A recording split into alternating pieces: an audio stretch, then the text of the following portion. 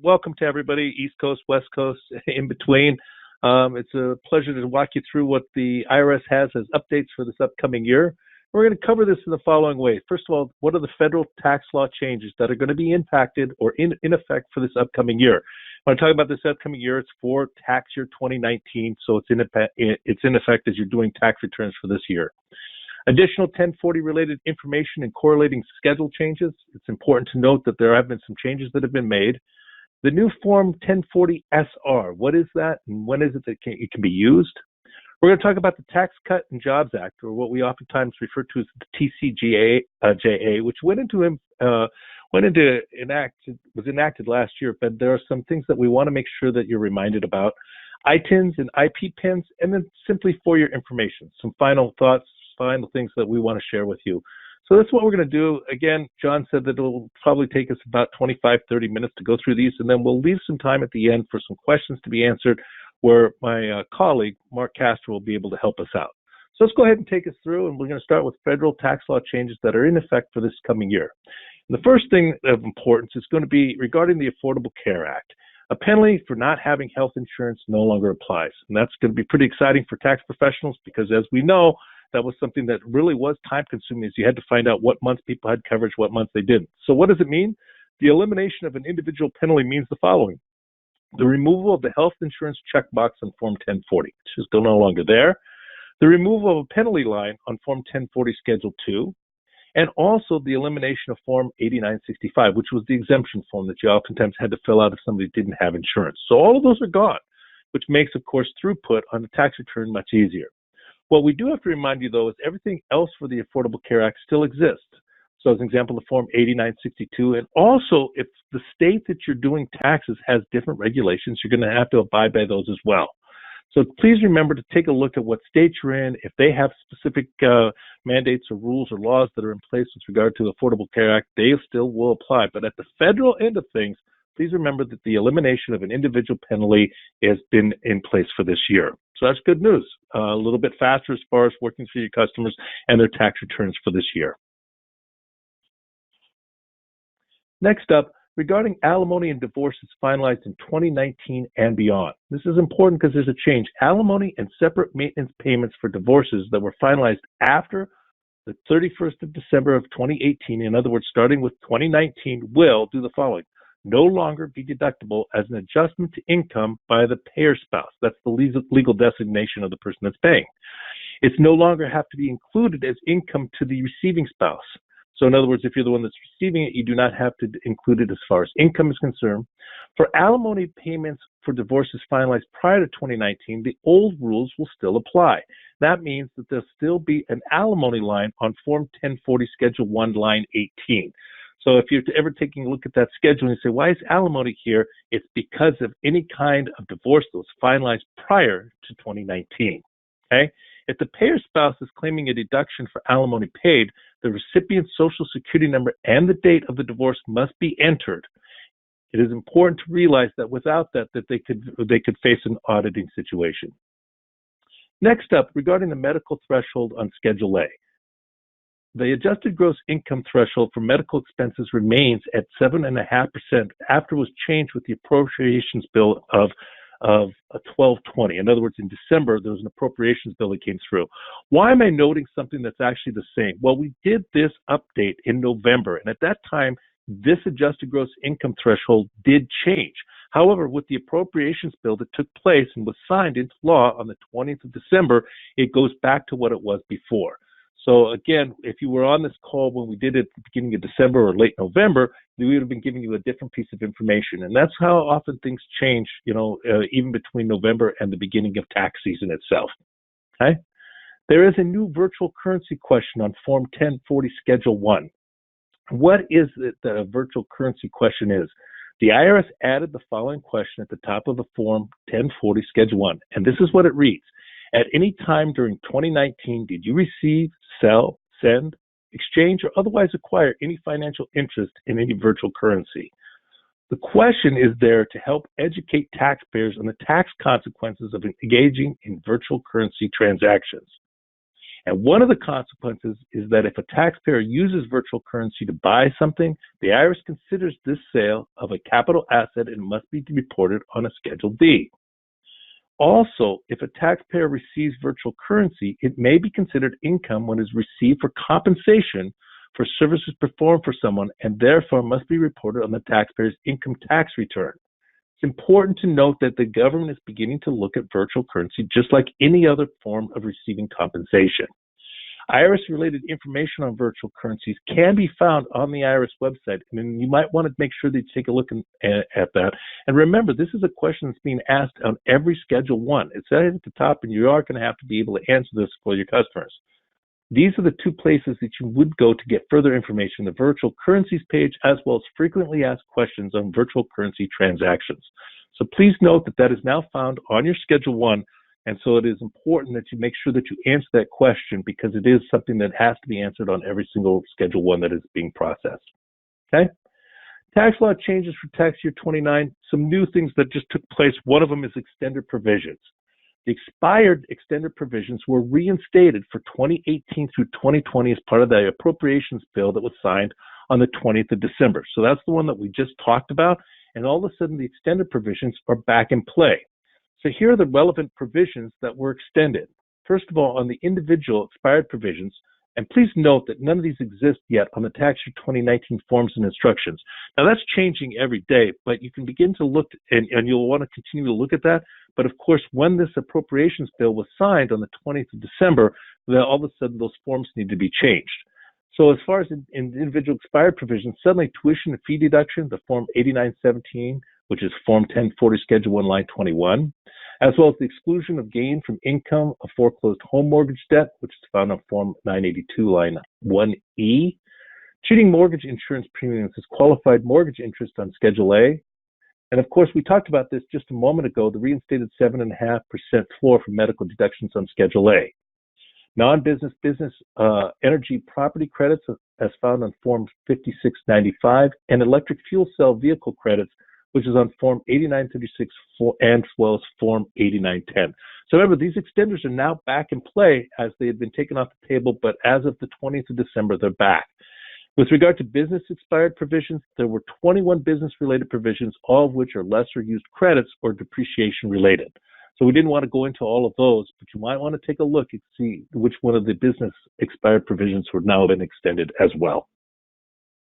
Now, with regard to disaster relief, that's something else that has been changed. One of the things included in the aforementioned 2020 appropriations bill are the following disaster relief provisions.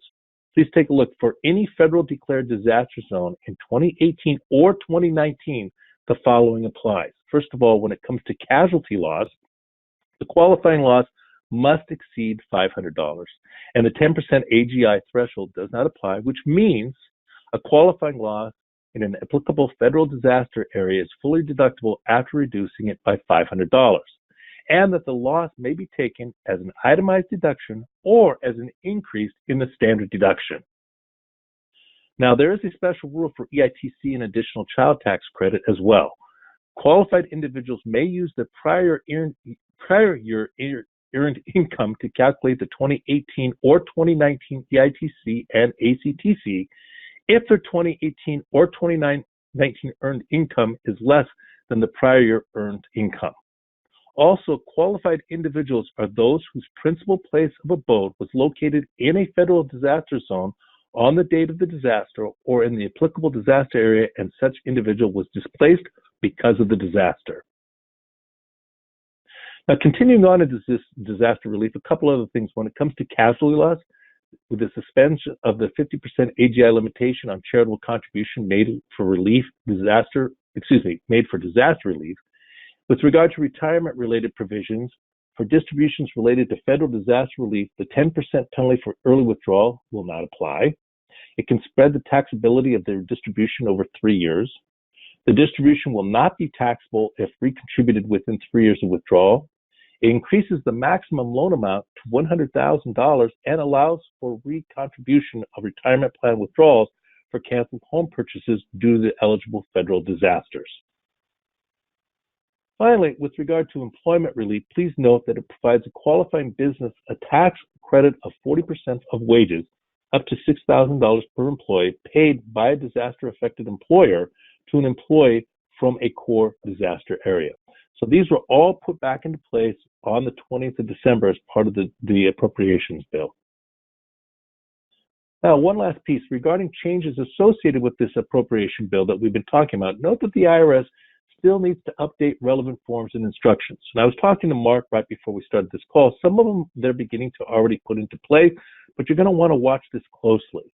And one of the things you can do is changes to applicable forms are made. CrossLink software will continually be updated. Of course, we have former people that are doing that type of thing, but make sure to run your software updates in a timely manner to ensure that, amongst other things, you are inputting information into the most current forms. So that's always a good reminder. It's a good reminder anyway whenever there are updates that are available, but especially the case because of this appropriations bill changed some of the tax laws themselves. Now, additional 1040 related information. The tax year 2019 Form 1040 changes are as follows. First of all, the Form 1040 will now print on 2 pages. You remember they were half pages last year, but you could print them and it would be on 1 page. Please note for the upcoming year that it will actually be on 2 pages. The 2 pages will no longer be able to fit in a single page like it did last year. Additional changes to the Form 1040 will include the following. The capital gain or loss, which is Schedule D line, was moved from Form 1040, page 1, from Schedule 1. The IRS pensions and annuities are now split out on 2 lines like they were before tax year 2018. The signature area is moved to the bottom of page 2. If you remember, last year was kind of right in the middle. Now it's found at the bottom of page 2. Return foreign address and third-party designees was moved to Form 1040. They added a line of total additional income from Schedule 1 and added a line for total adjustments from Schedule 1. And finally, remove the checkbox for health insurance coverage, which we talked about a little bit earlier, since that is not mandated anymore. Okay. Other correlating changes. When we take a look at the Schedule 1, you know there were 6 schedules that were available last year. That has been decreased to 3. So Schedule 1 will be your additional income and adjustments income. And it was removed capital gain or loss, Schedule D line, added a line for entering the original divorce separation agreement date for alimony paid and or received. On Schedule 2, the additional taxes, it consolidated all of the taxes into 2 parts, the old Schedules 2 and 4. And so Part 1 will be alternative minimum tax and excess advanced premium tax credit repayment, and Part 2 will be other taxes such as SE tax and additional taxes on IRS.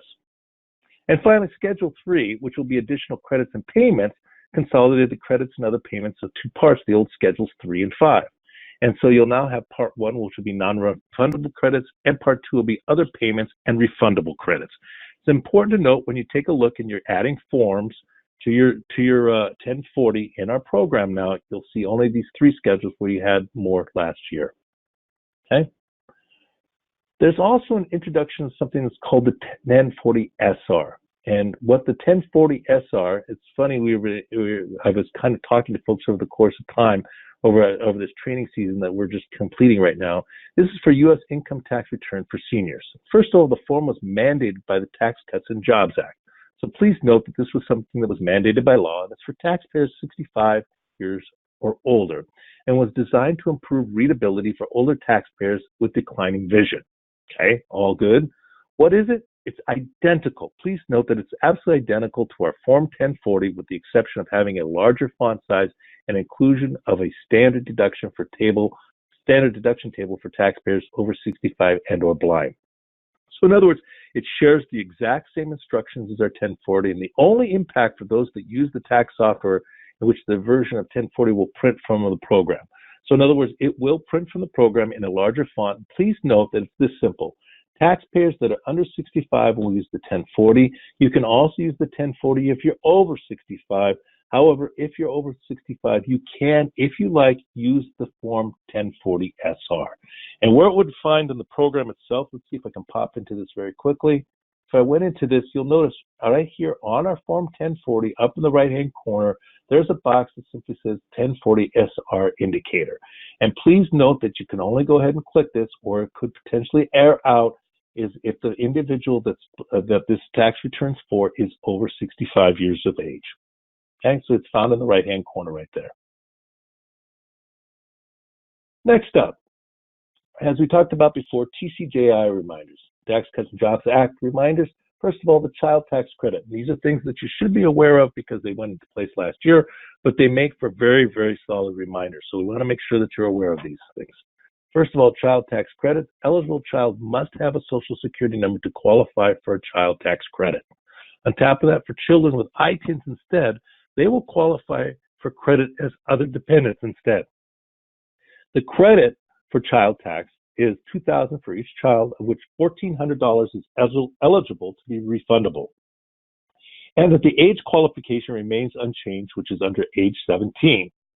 Now, credit for other dependents, which of course would include children that don't have Social Security numbers, $500 non-refundable credit for children that are 17, 18, or a student, as well as other qualifying dependents, which is what we were referencing before. Now, with regard to exemptions, please remember they are no longer applicable. There will not be exemptions available, and this all became part of the Tax Cut and Jobs Act from last year. Other reminders, when it comes to standard deduction, this is important to know that starting last year, the standard deduction increased substantially. For this year, the standard deduction amounts are as follows: $12,200 for individuals, $24,400 for married filing jointly, and $18,350 for head of household. So we all know that that is a substantial increase, and this went into place last year, which made most people eligible for standard deductions, or made the need to itemize less. It didn't make sense in most instances. Okay. Additional standard deduction for aged and blind remains the exact same, which is $1,300 for married filing jointly and $1,650 for unmarried. Now, with regard to Schedule A tax deductions, total state and local income tax and real estate taxes are limited to $10,000. So when you take a look at what the standard deduction is, and then you want to begin to itemize and use Schedule A, please note that total state and local income tax and real estate taxes remains the same, which has a limit of $10,000. Other things that took place as part of this act that went into play last year is the Form 2106. The form is no longer allowed to report business expenses on Schedule A since miscellaneous itemized deductions being subject to a 2% of AGI have been suspended. On top of that, only applicable to certain business expenses of reservists, performing artists, and fee-based government employees. When it comes to moving expenses, which is one of the things that people will oftentimes ask you in your tax office, only members of the military are allowed to deduct moving expenses as an adjustment to income. And when it comes to entertainment expenses, please note two things. The taxpayer can no longer take a deduction for entertainment expenses or memberships dues that are for any club organized for business, pleasure, recreation, or other social purpose. Also applies to Schedule C, Form 2106, as well as other business types. So whether it be the corporate 1120 or the partnership, which is the Form 1065 on the business side, or even 1120 S Corps, in all instances, those entertainment expenses have been suspended. Okay. Next up, let's talk about ITINs and IP pins for just a couple of minutes. First of all, the expiration of ITINs. At the end of 2019, the following ITINs will expire, and they must be renewed if an individual wants to use one of them on the 2019 federal return. First of all, ITINs with the middle digits of 83, 84, 85, 86, or 87, and also ITINs that have not been used at least once in the last 3 consecutive years. When it comes to IP pins, please note the following: 6-digit number that the IRS assigns individuals who have been victims of identity theft. I'm sure most, if not all of you know what IP pins are. Note that the IRS is expanding the use of the IP pin, and that the residents in the following states who filed a 2019 return, in other words, filed a return last year, may request one for this year. And they're in the following states. You can see the list right here. I won't read through all of them, but I'll just take you a moment. Please make sure you note these if you happen to be doing taxes in any of these states. Taxpayer spouse can receive one of these, and also if they have one, they must enter it on the return or that return will reject. So if you do have an ITIN, one of the things is the information does have to be entered, and if they do lose it, they can retrieve it by get an IP pin tool from the IRS website. For your information, just some last minute instructions before the year starts. I'm sure most, if not all of you, have now heard the filing season, and this was just announced last week, will start on the 27th of January. That'll be the first date that the IRS is actually taking returns. Reminders regarding preparer due diligence. This is so important. When it comes to the Form 8867, the Paid Preparer's Due Diligence Checklist, please note that it applies, and it did so last year as well, but a good reminder that it applies to head of household filing statuses as well as what they did before. It applies to credit for other dependents, applies to earned income credit, and applies to child tax credit, which includes the additional child tax credit.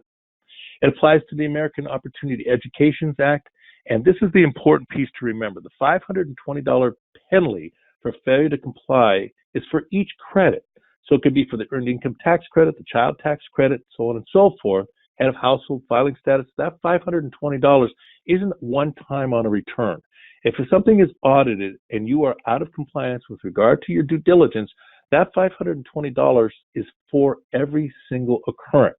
So that could actually mean that on a single tax return, you could be penalized up to $2,080 if you are out of adherence when it came to due diligence in all of the areas that are being checked. So please remember that the government has really expanded its due diligence checklist, and you want to make sure that you as well as your preparers are abiding by these stricter guidelines, especially when it comes to things like head of household, as well as child tax credit and earned income tax credit. Okay. Regarding qualified business and income deductions, when it comes to qualified business income, for 2019, an individual may be able to deduct 20% of their domestic qualified business income from a partnership, S Corp, or sole proprietorship. The qualified business income is net income from Schedule C, Partnership K1, Subchapters SK1, and possibly rental income reported on a Schedule E. For the vast majority of taxpayers, over 90%, this deduction is calculated as the lesser of 20% of their qualified business income or 20% of their taxable income, excluding any kind of capital gains. What's new for 2019 is the Form 8995, which is a qualified business income simplification calculation, and it has been added to show the calculation of this deduction for most taxpayers. Regarding qualified business income, we're going to continue in this area for a couple months. For the remaining 10% of taxpayers whose income exceeds $157,500 or $315,000 for joint filers, the deduction is limited as follows. For specific services businesses, the deduction begins to be phased out once the income limit has been reached. For all other business, the deduction is limited to 50% of the W-2 wages paid by the business or 25% of the W-2 wages paid by the business plus 2.5% of the unadjusted basis of all qualified property. New for 2019, again, the Form 8995, only this time we're talking about the 8995A, and its qualified business deduction has been added for those taxpayers that are over the income limit to calculate the deductions. Now that brings us, there's also the following schedules associated with 8995A. And those are your Schedule A, your Schedule B, Schedule C, and Schedule D. You can see the specifics that are behind that for each one of these. Now that kind of brings us to regarding rental activity and qualified business income. The safe harbor rule for when rental real estate can be treated as qualified business income is as follows. The IRS issued a proposed revenue procedure in early 2019 that states the requirements for when rental activity can qualify as a QBI deduction. The rental activity must meet all of the following, and there are quite a few here. Please note that they have to maintain a separate books and records for rental activity, and that the taxpayer must perform 250 or more hours of rental services. On top of that, they must maintain records regarding the following: the hours and description of all services that were performed on the rental property, dates at which such services were performed, and who performed the services. The taxpayer must attach a signed statement to their return attesting to the rental activity and that it meets all of the above requirements. So they're going to look pretty closely at that particular one. Something of note is that when it comes to this type of thing, you'll want to make sure that the records that the taxpayer comes into your office with are very complete. So, finally, what I'd like to make sure that you reference is our CrossLinkTax.com, our Tax Resource Center. All of the information that we share today, we continually update within our Tax Resource Center. And so helpful, continually updated information is located at all times here, and examples of pertinent information that can be found include paid prepared due diligence, things to know for the current year, tax updates, and even Tax Cuts and Jobs Act. So all those things can be found on our website and within the Tax Resource Center. It's something that we take a lot of pride in keeping up. And again, all the things that we've covered on today's call, as they are brand new as of the 20th of December, are also can be found within our Tax Resource Center. Additional information on this TCJA can be found at the following IRS publications. First of all, you're talking about publication 5307, which is the Tax Reform Basics for Individuals and Families. And finally, publication 5318, which is Tax Reform for What's New for Your Business. Now, that brings us to the conclusion of what it is that we were going to cover as far as tax law updates. I'm going to turn it over to John, and John, you can see if there are any questions that our folks might have out there that Mark can help us out with. Excellent. Thank you, Steve. A lot of information, a lot of important information, so we appreciate the update there. Mark and Steve, I'm going to start off with a couple of cryptocurrency questions for you. The first one is, if someone experienced a loss with cryptocurrency, can they consider that to be an income loss?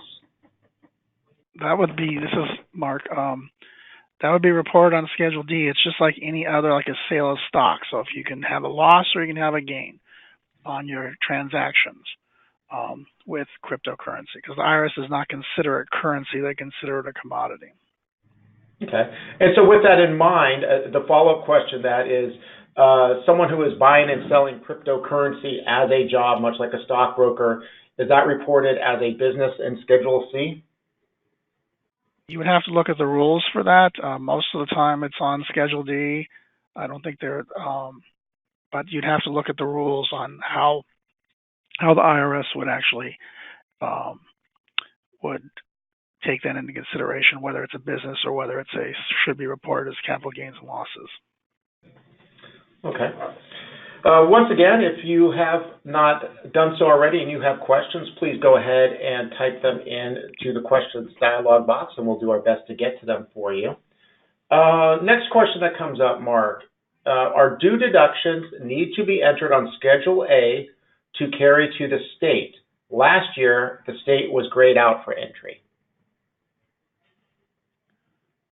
So you're saying, if you're trying to do itemized deductions for a state, if it is an itemized deduction, the states have a different way of doing itemized deductions, and it would be entered similar to the way it was last year. So I'm not quite sure the graying out of the dues. I'd have to go back and look at that. But if it's an itemized deduction, you can take it, and it's a state for state purposes, then you'd have to enter it that way. Okay. Okay, let's see. Give me a second, Mark, I apologize. I've got a couple questions coming in, trying to keep up here. Okay, if I give money as a gift to family that is in another country, can it be deducted on Schedule A as a gift? Again, you'd have to look at the rules on the instructions to Schedule A or in publications. I can't answer a tax theory type question, so you need to review the instructions and review the relevant publications. All right, that makes sense. Okay, I think at this time that includes all the questions that I have received. Once again, for everybody, we do invite you to join the conversation with us to get updates on our social media pages, and in particular as it relates to this topic and this presentation, please subscribe to our YouTube page and you'll be notified once this video is made available to you. At this time, Steve, I'll turn it back over to you, and thank you for the presentation today. Mark, thank you for the tax knowledge. Steve, I'll give it to you to close out. Thank you, John, and thank you, everyone, for taking some time out of your very, very busy schedule. We know how busy this time of year, but education is so important. I'm glad that we were able to share some updates that literally took place between the last time we did this presentation about 6 weeks ago and today. Please note that, again, through our resource center on our webpage, you can see other updates as they might come, especially when it pertains to things like disaster relief or one of those types of things that could be kind of fluid, if you will. Other than that, this is the latest information that we have. Continue to look at our resource center in case there's other information that's added as it becomes available to us. Thank you so much for joining us today. It was a pleasure presenting this, and we hope that you find it valuable and share with your teams. Thanks so much, and best of luck with this upcoming tax season. Okay, that concludes today's call. Thank you.